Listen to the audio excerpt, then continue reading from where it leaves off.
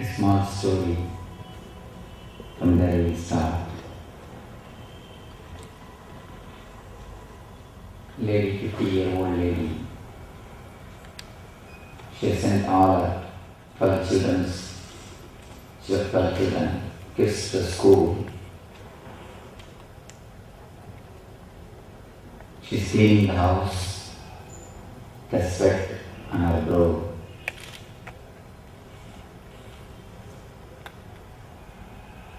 Thinking about the life. She heard the doorbell sound. She went and opened the doorbell, opened the door.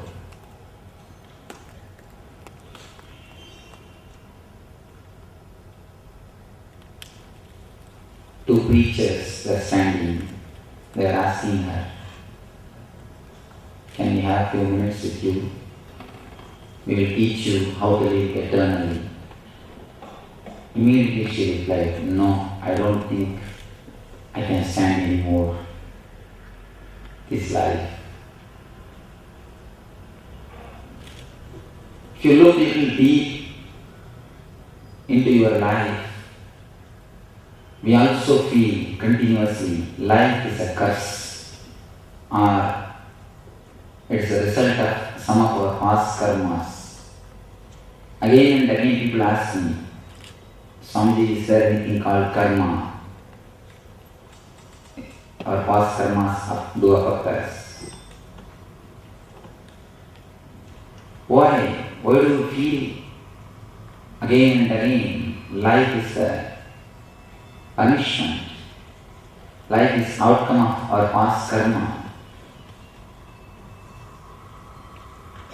People again and again ask me, "Swamiji, please teach me some way, some method that I should not take next birth. I do not want any more births." I ask them, "Why? Have you lived enough? You feel fulfilled?" "No, Swamiji, we don't want to come and live this life once more. It's too much." If you look your life again and again and again, we feel it's a big suffering,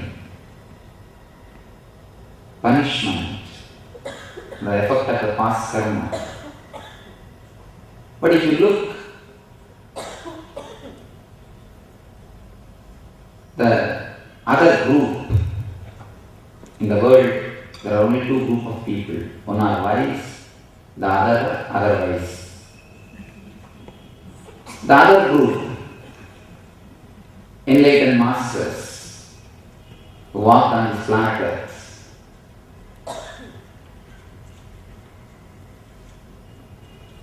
If you see their words, if you see their teachings, if you see their lives, again and again and again they emphasize life is bliss. Life is ecstasy. Our consciousness is ananda. Again and again they emphasize the consciousness is ananda. Your very being is bliss. There are thousands of enlightened masters on the planet Earth who lived and who are living.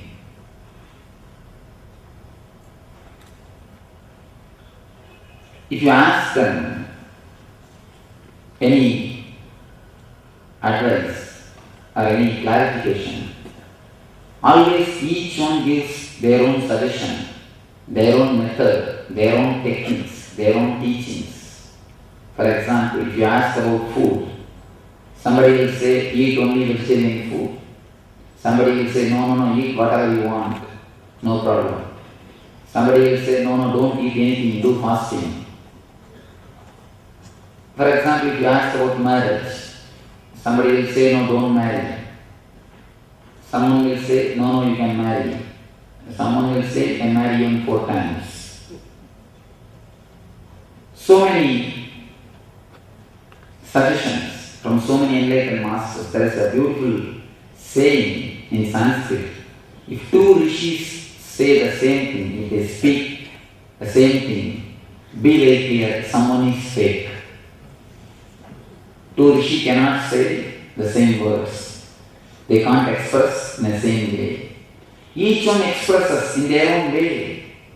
Each one has got their own way of teaching, their own method of expressing, their own way of advising the people.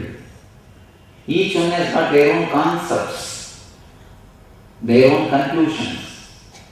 They express in a different way. But as far as this one concept, the bliss concerned, everyone agrees. Everyone says life is nothing but bliss. Consciousness is bliss. Your very being, your very existence is based on Ananda, bliss. Everyone agrees on this point. If everyone agrees, it must be something essential. Otherwise, you can't make enlightened persons to agree on any concept. You can't make enlightened individuals to agree on any other concept. Unless it is totally essential, it must be totally essential. That is the reason all of them agree with this one concept. Life as such is bliss. But in our practical life, again and again and again, we feel it's a misery. It's a punishment. Why? Where we miss the truth. There is a missing link between the experience of the masters and experience of us. Why some people feel the life is bliss, why the others feel it as a suffering? This was I was telling you. The planet had only two kind of people are there. The two groups. One is wise, another one is otherwise. That's all. Why people feel it's a suffering? Somewhere we have missed, somewhere we have lost the essence of the life. Somewhere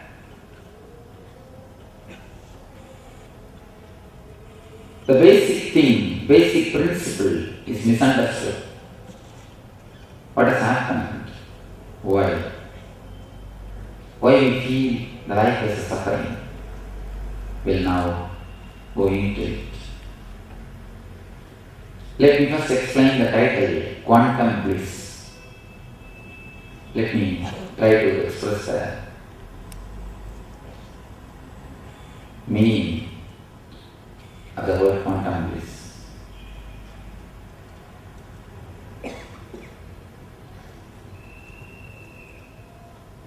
In science, everyday conclusions change. In spirituality, only expressions can change, never the conclusions. In science, conclusions change every day. In spirituality, conclusions never change. Only expressions can change. You can only comment on Upanishads. You can't write new Upanishad. Because the truth, which is ultimate, is already expressed. But in science, truth gets updated. Today something is truth, tomorrow something else is truth. And day after tomorrow, something else is truth. For example, it's like science is like trying to find something in a dark forest with a small torch. A man is having a small torch. Is his intellect. Intellect is what is the torch. It is intellect. He is trying to find something in the dark forest. Today he finds something. Tomorrow he says, no, there is something more. Day after tomorrow he says, there is something more. He goes on. But spirituality is not like a torch. Spirituality is more like a lightning. In one flash of lightning, you see the whole thing. In science, you walk with a torch. That is why your truth is getting updated. In spirituality, you see the whole thing in a flash of lightning. That is the truth. It's very clearly expressed. You can only comment on it. First, the scientists, physicists, they were expressing every atom consists matter and energy. Matter and energy both are there in every atom, every particle. That's called matter and energy. Next came the idea, a group of scientists, they started expressing, yes, in every particle there is an atom and energy, there is a matter and energy. But it is not two things, it is one and the same. There is no space gap, only time gap. At particular time, the same particle is matter, next moment, the same particle is energy. There is no space gap, only time gap. Then came later on the third group, third batch.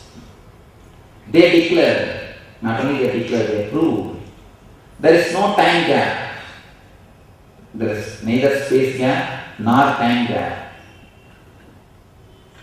It is not that at particular time the same particle is energy, the other time it is matter. At the same time, there is no time gap. It is matter and energy both. First group declared, in every particle there is matter and energy. Second group declared, there is no space gap between the matter and energy. Third group declared, there is no time gap between the matter and energy. So finally now they come to a conclusion. Energy and matter is one and the same. There is no boundary. Boundary is only intellectual or for utility's sake. In practicality there is no boundary. Whatever is energy. Whatever exists is energy. That is what Isha Upanishad declares. 5,000 years ago, Isha Vasyam Idam Sarvam. Whatever exists is energy. After this long research and discovery, the theory proposed by the quantum physicists is whatever exists is energy. As on now, this is the last word of science. This is the last word. This word is yet to be developed. The last word of the science is the first word of spirituality. The first Veda, Rig Veda, the first Upanishad is Isha Vasya Upanishad. The first statement is Isha Vasyam Idam Sarvam. Whatever exists is energy. The last statement of the science is the first statement of the Upanishads. In a conversation, somebody questions Einstein. You say matter becomes energy and energy becomes matter. How this happens and why it should happen? Then Einstein says, here ends science and starts spirituality. How this happens or why this happens can't be answered by a scientist. It can be experienced only by a mystic.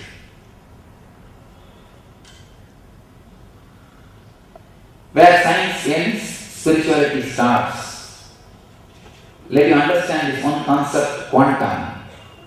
There is no gap between the matter and energy, either in the space level or in the time level.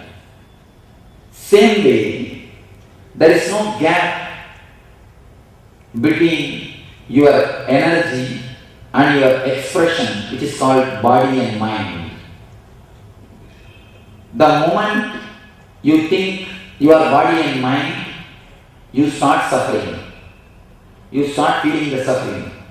Sariram rogamayam, manam sogamayam. Sharira is full of rogas. Manas is full of depression. The moment you start thinking your body and mind you start feeling the suffering. Next thing, the moment you understand that because of this body and mind connection only you are feeling the sufferings. You are suffering. Then comes the next suffering, how to disconnect yourself. Then comes the next suffering. It is not that suffering ends here, no. Then comes the bigger suffering. I have not seen the ordinary people suffering more. Ordinary people suffering more than the so-called spiritual seekers. The so-called spiritual seekers suffer more than an ordinary person. At least the suffering of the ordinary person is very clear. He identifies himself with body and mind. So he works in a very clear-cut way. He knows. He has got the hope. If he does this, it will happen in that way. There is a hope. But with the spiritual seekers, the so-called spiritual seekers, there is no clear-cut way. There is no logic. There is no path. There is no clarity. They only know one thing. Because of their identification with the body and mind, they suffer. But they do not know anything more. The moment you know about your suffering, suffering multiplies. It should be clear. The moment we know about our suffering, suffering multiplies. The moment you understand your identification with the body and mind is the only reason for your suffering, your suffering never vanishes. You are now having one more suffering. How to disconnect yourself, how to become enlightened, how to become Atman, how to realize the self. Starts the next trouble. Till now you had only 10 problems, now the 11th problem. What I mean by the word quantum bliss? I mean by this word, not only you are not body and mind, there is no need for you to work to disconnect yourself